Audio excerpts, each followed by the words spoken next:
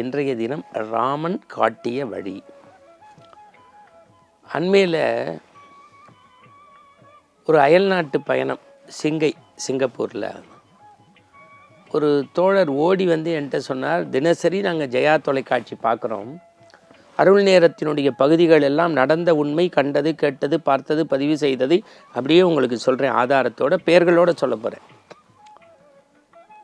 ரொம்ப வியந்து ஜெயா தொலைக்காட்சியினுடைய ஆன்மீக பகுதிகளை எல்லாம் நம்ம பண்ணுற குடமுழுக்கு, நம்ம பெய்யக்கூடிய இந்த அருள் நேர பகுதி, நிறைய மார்கழி உற்சவத்தில் நடந்த இசை கச்சேரி, இதெல்லாம் குறித்து வியந்து பேசினவங்க, நீங்கள் இந்த டெய்லி பேசிட்டு வரீங்களே, ராமாயணத்தை ஒரு ஒரு ஒரு 1.5 மணி நேரத்துக்குள்ளே அடக்கி சொல்லிட முடியுமா அப்படின்னு என்கிட்ட வேடிக்கையாக அவங்க கேட்டாங்க. இதை அப்படியே வச்சுங்க.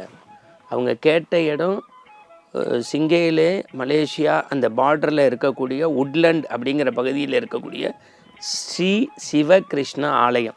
சார், ஒரு கோவில் எப்படி இருக்கணுங்கிறதுக்கு கண்கொள்ளா காட்சி. ஏன் சொல்கிறேன்னா, அந்த சிவாச்சாரிய பெருமக்களுடைய உடை, அந்த கோவில் உடைய ஒவ்வொரு சன்னதிகள், அதுவும் ஐயப்பன் சன்னதி வச்சுருக்காங்க, பெருமாள் சன்னதி திருவேங்கடமுடியான கண்ணில் அப்படியே வச்சுருக்காங்க, ஸ்ரீராமர், அனுமன், அம்பாள், மதுரை வீரன், விநாயகர், முருகப்பெருமான், அப்படியே நம்ம தமிழ்நாட்டில் சங்கரங்கோவிலில் தெரியும் சங்கர நாராயணன், அந்த மாதிரி சிவா கிருஷ்ணா டெம்பிள் சுத்தம் சுத்தம் சுத்தம். எல்லா சன்னதிக்கும் வெள்ளியில் வந்து கவசம், உணவு பராமரிப்பு, 2 கட்டிட வளாகம், நல்ல தமிழ் வகுப்பு, உபன்யாசகங்கள், நல்ல நிகழ்வுகள், அன்னதானம், நிறைய மெய்யன்பர்கள், சிவபுராணம், முற்றோத்தல், ஆன்மீக செய்திகள், வைணவ புராணம் எல்லாம் அங்கே அருமையாக நடக்குது சார், அருமையாக நடக்குது.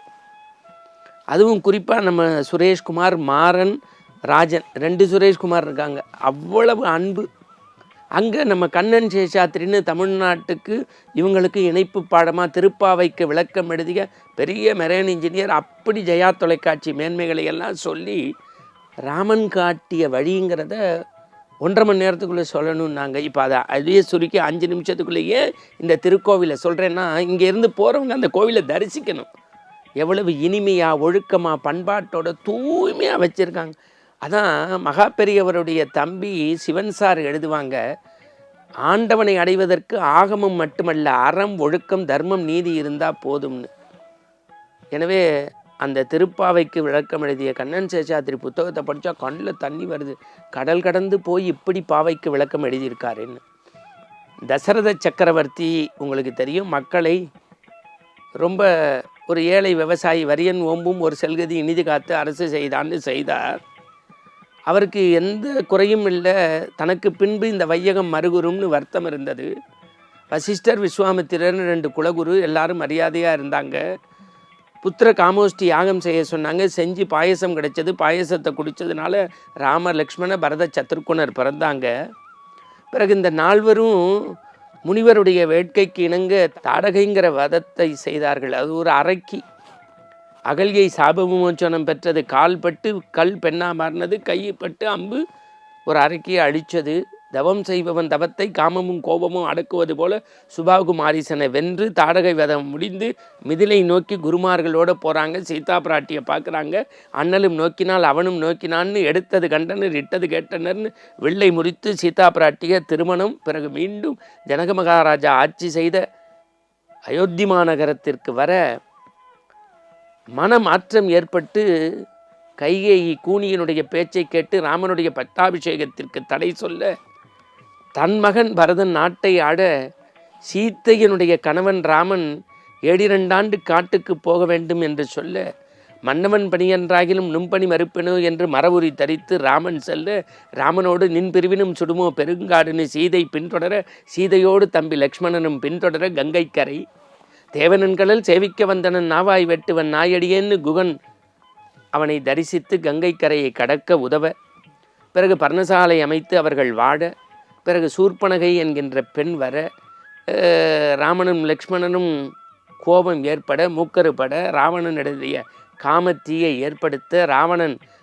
ஒரு அற்புதமான சுவாமியார் வேஷம் போட்டு பெண்மையை தூக்க பர்ணசாலையோடு சீதையை எடுத்து செல்ல, தேய்ந்தொழிர் துண்டத்தான் என்கின்ற நம்முடைய ஜடாயு என்கின்ற பறவை கொத்தி கொத்தி ராவணனோடு போரிட்டு கொடியை சரி செய்ய, சுக்ரீவனும் வாலியும் அனுமனும் இருந்த காட்சியை ராமன் பார்க்க, சுக்ரீவனுக்கு நட்பேற்பட்டு வாலி வதையை செய்ய, பிறகு அனுமன் அசோகவனத்து சீதையை கண்டேன் கற்பிணிக்கு அணியவளை என்று சொல்ல, அள்ளல் மாக்கள் இலங்கியது ஆகுமோ எல்லை நித்த உலகங்கள் யாவையும் என் சொல்லினால் சுடுவேன் தூயவன் வெள்ளி நாற்றலுக்கு மாசென்று வீசினேன் என்று பொறுமையாக இருக்க அனுமன் சொல்ல, பிறகு ராவண வதத்தில் வீடனன் ராமன் பக்கம் சேர்க, கும்பகர்ணன் உண்டவனுக்கு உயிர் கொடுக்க, தந்தைக்காக போரிலே இந்திரஜித் மாள, பிறகு போர்க்கள காட்சியில் முக்கோடி வாழ்நாள் என்னுடைய பெருந்தவும் உடைய ராவணன் காமத்தீயால் வீழ்ந்து மாண்டு கிடக்கின்றாள், மண்டோதரி அழுகின்றாள்.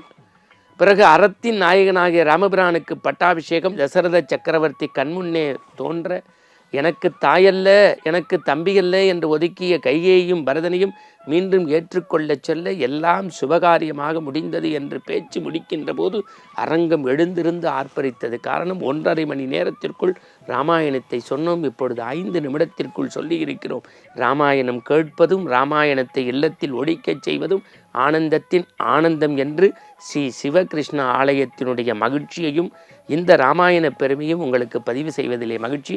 மீண்டும் நாளை காலை எங்கள் குழுவினரோடு ஆனந்த ஆரம்பத்தில் மற்றொரு செய்தியோடு சிந்தனையோடு சந்திப்போம், சிந்திப்போம். ஜெய் ராம், சீதாராம்.